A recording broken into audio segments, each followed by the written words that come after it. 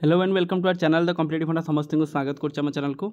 देखंतु आपण मानकर गोटे अपडेट अछि आपण मानकर पेपर रे जोटा आर्टिकल आछि प्राथमिक शिक्षक दरमा एवं पदोन्नतिर असंगति जोटा देखिबा से विषय कोन पई गवर्नमेंट प्राइमरी टीचर मानक रेगुलर करू नै एवं से मानकर प्रमोशन मध्ये होनी गोटे दिन रे दुईटी परीक्षा गोटे ओएस आपण मानकर आ गोटे रहउछि रेलवे रे आपणकर रहउछि रेलवे रे जेई परीक्षा चलो स्टार्ट करिया वीडियो को स्टार्ट करिया पूर्व समस्त वीडियो को लाइक और चैनल को सब्सक्राइब करंतु।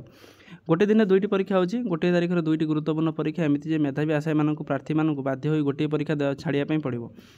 पूर्व निर्धारित सूची अनुसार ओडिया सिविल सर्विस 2023 मुख्य परीक्षा एप्रिल 22 तारिख रे होतला बेले रेलवे परीक्षा कनिष्ठ इंजीनियरिंग जेई जोटा आमे कहउछन्ती जूनियर इंजीनियर पद लगी परीक्षा अनुष्ठित होउछि। सबटु गुरुत्वपूर्ण कथा होछि रेलवे पक्षरु पूर्व सूची रे परिवर्तन करा जाय 22 तारिख रे परीक्षार विज्ञप्ति प्रकाश पाइछि।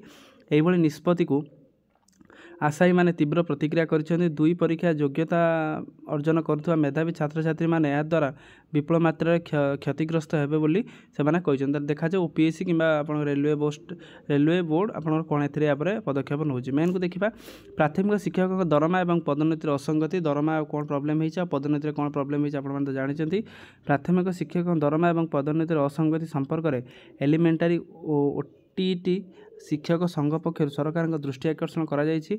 संघ पक्षर कहा जायछि जे ओडिशार प्राथमिक शिक्षक नियुक्ति 2001 मसीहार जिला परिषद क्याडेट होता। यही समय तालीम प्राप्त शिक्षक अभाव थिबारु बहु संख्यक अणतालीम प्राप्त शिक्षक मानक नियुक्ति दिया जायतिला। मात्र आरटीई जो राइट टू एजुकेशन एक्ट 2009 रे देश रे कार्यकारी होतिला परे प्रथम थर पई 2012 मसीहार शिक्षक योग्यता परीक्षा ओटीईटी पेपर 1 एवं पेपर 1 एवं +2 सीटी योग्यताधारी को प्राथमिक शिक्षक हिसाब से ओटीईटी पेपर 2 एवं +3 बीडी योग्यताधारी को टीजीटी भाव में विभिन्न स्कूल विद्यालय रे नियुक्ति दिया।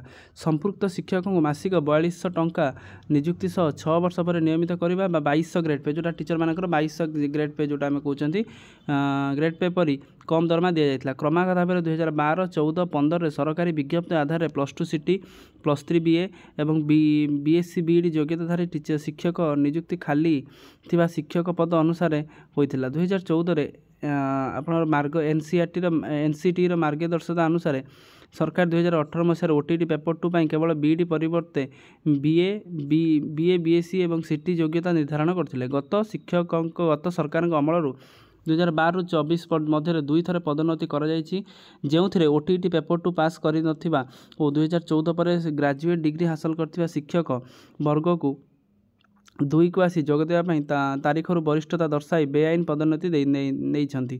जो शिक्षक टीजीटी पदर नियुक्ति होते से समस्ते तले 2021 और 2023 जो मैंने अवैध पदोन्नति नहीं से रिजर्व ऑप्शन देवाई आदेश देते। मात्र शिक्षा विभाग केतोटी अधिकारी मनमुखी कार्य जो यह एजाएं कार्यकारी हो पारु नाही।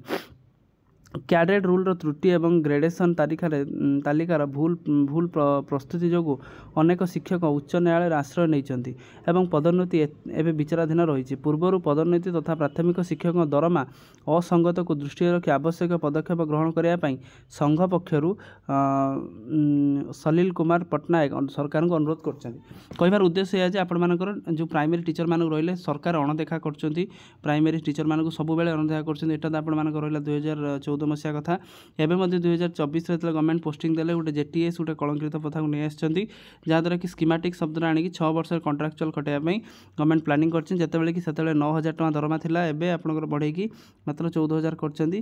तेणु एटा को जिनसा को गैपटा को कमे दरकार जहाँद्वारा कि गोटे इफेक्टिव जिनस हो पारे। तेणु आजिकार वीडियो अपडेट से जीतला समस्त वीडियो को बहु मात्रा शेयर करूँ गवर्नमेंट मनमुखी शासन विरुद्ध में आपड़ स्वर उत्तोलन करूँ किंतु शांतिपूर्ण उपाय सिस्टमेटिक मैनर संघ माध्यम। तेणु आजिकार वीडियो अपडेट से जीतला समस्त वीडियो लाइक और चैनल को सब्सक्राइब। Thank you. देखा नेक्स्ट वीडियो।